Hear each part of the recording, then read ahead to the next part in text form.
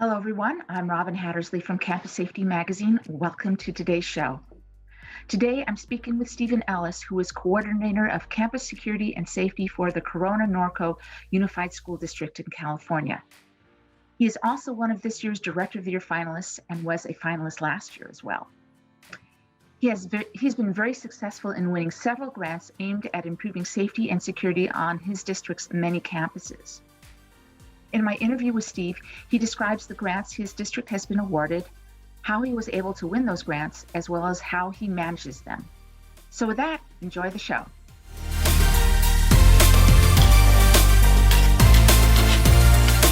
Now, Steve, you've been very successful in getting grants for your district. So please tell us which grants your district was awarded and what they were used for. Okay. We have received 3 grants from the Department of Justice and 1 from the California Department of Corrections, or also known as Community Corrections. The first one is a Cop Stop grant. It's a school violence prevention program.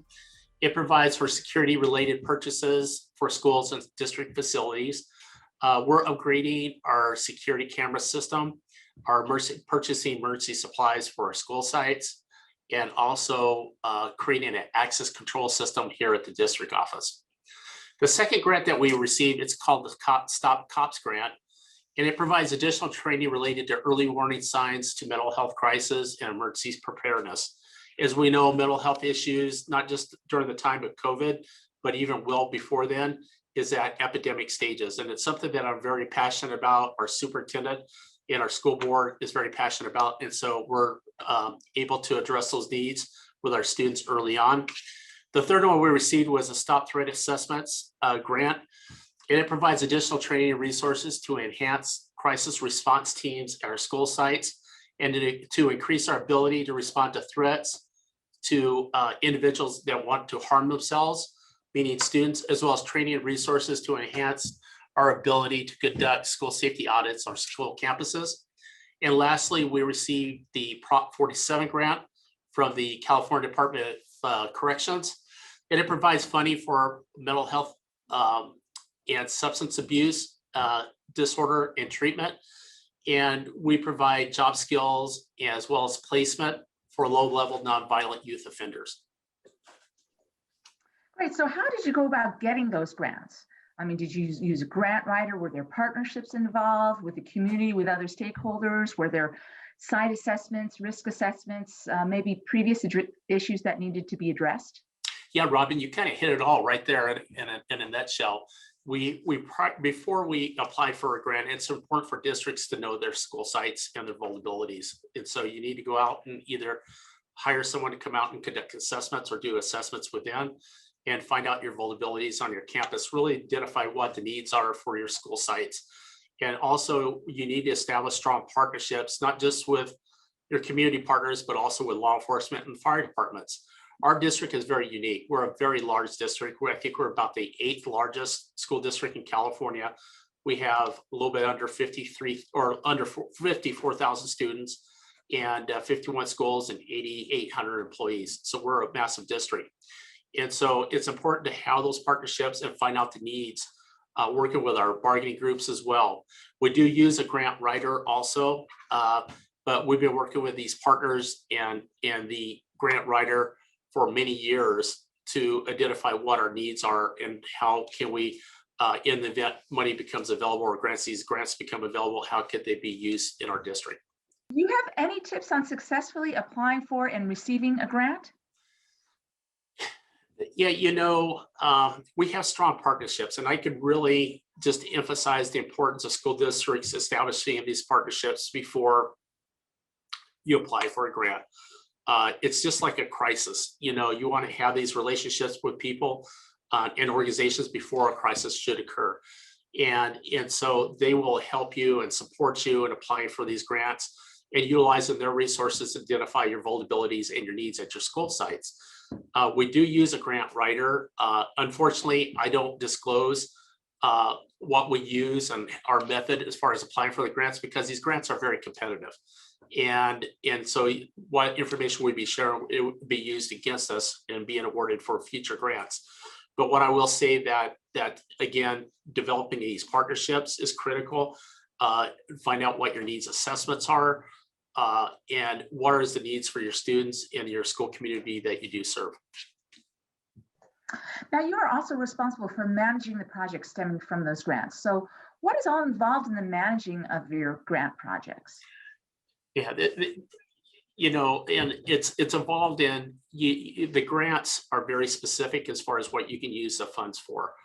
For example, that you need to be able to meet timelines, you need to meet the parameters of the grant itself.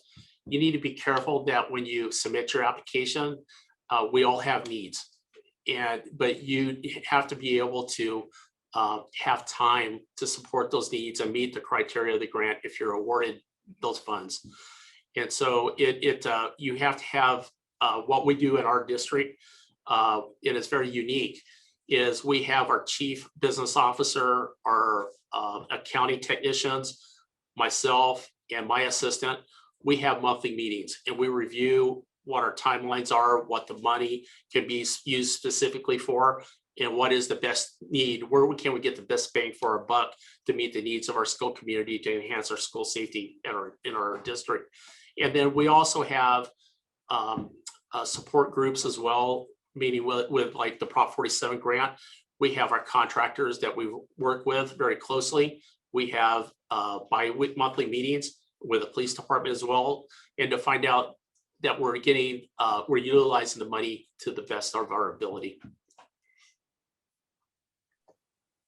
Now, any advice you can give to other schools and districts and public safety departments on their grant management?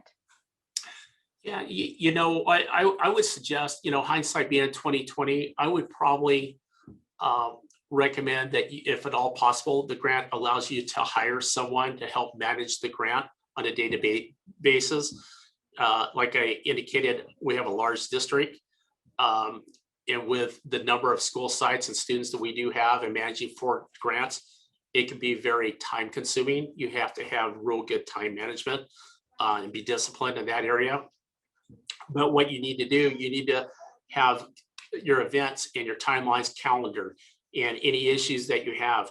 We're very fortunate both with the federal government grants as well as the state grants. We have a great relationship with our program director on these grants. And so you need to develop those relationships to reach out to them to find out, get clarity on specific issues or requirements they're expecting of you and your quarterly reports as well.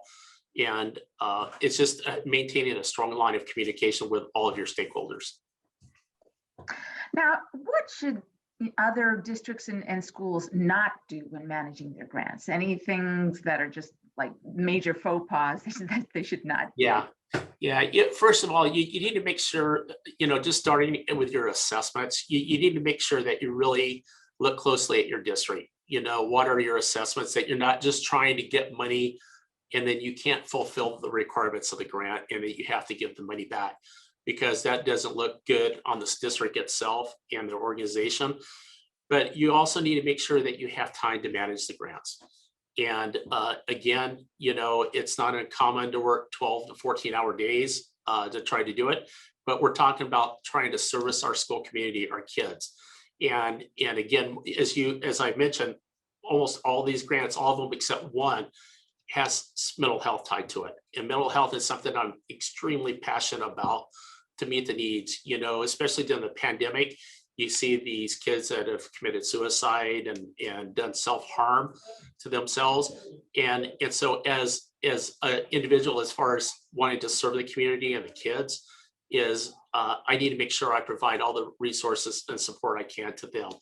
And so, but I guess getting back to the question is don't, like those saying, don't bite off more than you can chew, and be careful what you wish for, because these grants are very time consuming. And I would be speaking anything other than the truth if I said anything different.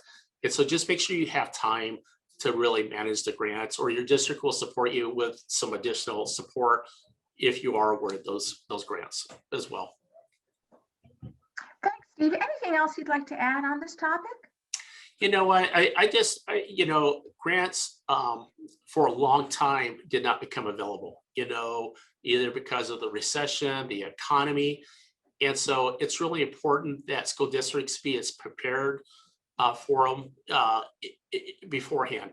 You know, it's just like trying to prepare your school district to avoid an active shooting incident.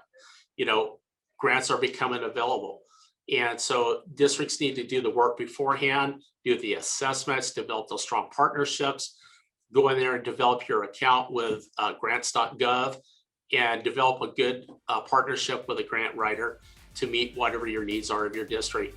And again, if I could ever be any assistance for any of the school districts that are applying for the grant, I can't let them know everything how we apply for them, but I would be more than willing to support them and give them any guidance I possibly could. Steve, thank you so much. Thank you so much, Robin, and thank you for the work that you do with Campus Safety Magazine. You guys do an awesome job. Thank you, Steve.